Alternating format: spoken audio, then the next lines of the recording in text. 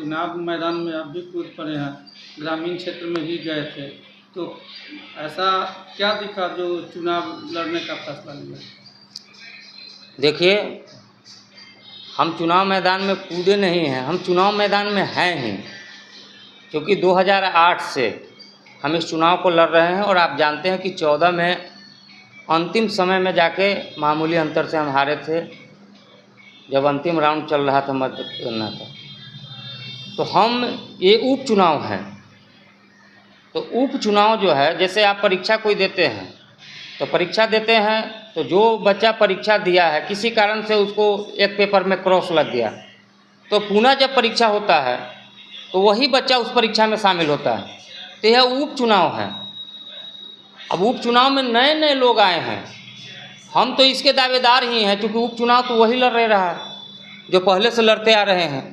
तो हमारा तो कर्तव्य था कि तिरहुत के मतदाताओं ने हमको ऐसा मताधिकार दिया था कि प्रणय भाई ठीक है, इस बार नहीं हुआ, आगे आपको हम मौका देंगे। तो वो समय आ गया, बीच में आ गया, ऐसे 26 में आता, लेकिन पहले ही आ गया, अवसर मिल गया। तो पहले ही इसकी तैयारी चल रही थी, हम तो पहले से तैयारी कर रहे हैं, 2008 से तैयारी कर रहे हैं। हमने 14 में भी लड़ा, हम 2020 में भी लड़े हैं और मजबूती से लड़े हैं।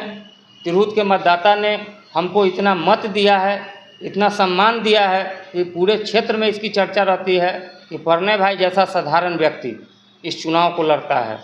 जहाँ बड़े बड़े लोग पैसा का दम्भ देते हैं, कहते हैं कि हम पैसे के बदौलत काम कर रहे हैं, लेकिन वहाँ पर एक सामाजिक कार्यकर्ता इस चुनाव को लड़के, आप जाइएगा कहीं भी पता कीजिए, लोग कहेगा एमएलसी का चुनाव बड़ा खर्चीला चुनाव, लेकिन ऐसा प्रत्याशी लड़ता है। और आपको इस बार हम विश्वास दिला रहे हैं कि तिरहुत के विकास का लकीर जो है इस फकीर के हाथ से इस बार लिखा जाएगा। जो लंबे समय से जो विकास का गति है, जो स्नातक हमारे हैं, जो शिक्षित बेरोजगार हैं, जो ठगे जा रहे हैं, जो शिक्षक हैं वो ठगे जा रहे हैं प्रतिनिधियों के द्वारा, उनका विकास होगा। हम तो शिक्षक की लड़ाई लड़ते हैं, हम छात्र की लड़ाई लड़ते हैं। आप जानते हैं 1990 से हम छात्र नेता हैं, और जब छात्र नेता थे तो हम गरीब छात्रों को अपने साथ रखते थे। आज जो हमारे यहाँ आ जाते थे, कहते थे कि भैया हमारे बच्चा को रखने के लिए पैसा नहीं है, तो आप पता कीजिएगा, हम अपना जहाँ हम रूम में रहते थे, हमारे बेड पर 10-10 बच्चे सोते थे। कोरलहिया सीतामढ़ी का जाके देखिए, वो लड़का BCA करा के उसको भेजे हैं, नौकरी कर रहा है। यही भगवानपुर का लड़का है, उसके बाबूजी बटलर में थे, पैसा कम मिलता था, वो आज एयरफोर्स में नौकरी कर रहा है। तो हम सामाजिक रूप से काम करते आए हैं छात्र जीवन से 1990 से।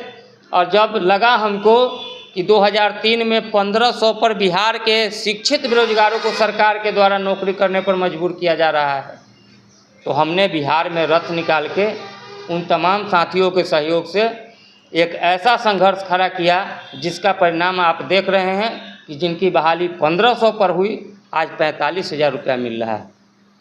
तो हम लड़ाई लड़ने में विश्वास रखते हैं, और आज उसी का परिणाम है कि आप कहीं भी जाके पता कीजिए, आप जिस प्रत्याशी के यहाँ भी जाके मिलिएगा, वो भी कहेंगे प्रणय जी से लड़ाई है।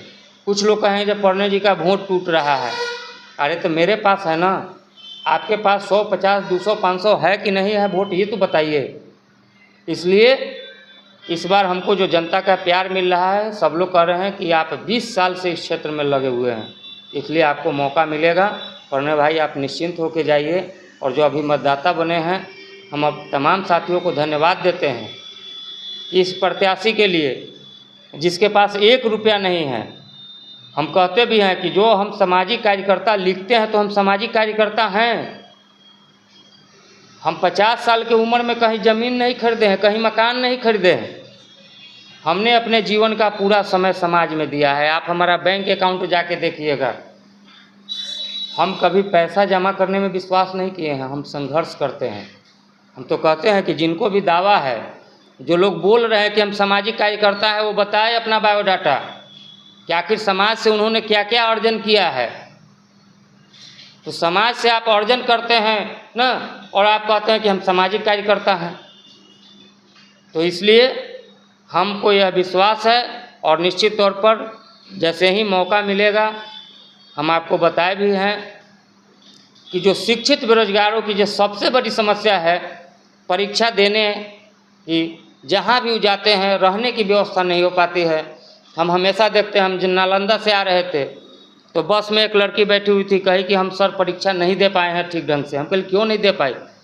तो रात में जहाँ रहे वहाँ रहने की व्यवस्था नहीं थी। एक रूम में 25-30 लोगों को कूच के रखा गया था और बाथरूम एक था। बाथरूम अगर सभी लोग करने चले जाते तो परीक्षा ही छूट जाता।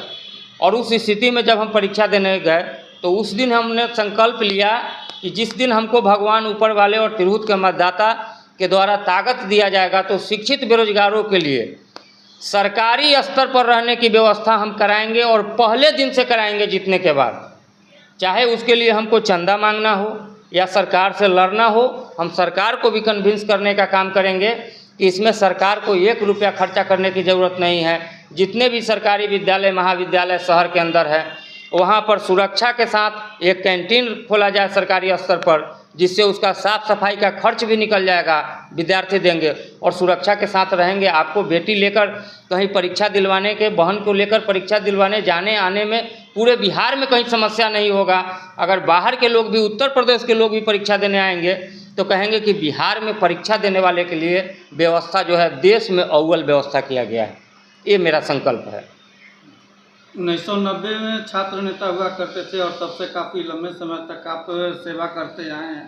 तो अगर इस बार मौका मिलती है तो प्राथमिकता के रूप में किस कार्य को लेंगे? क्योंकि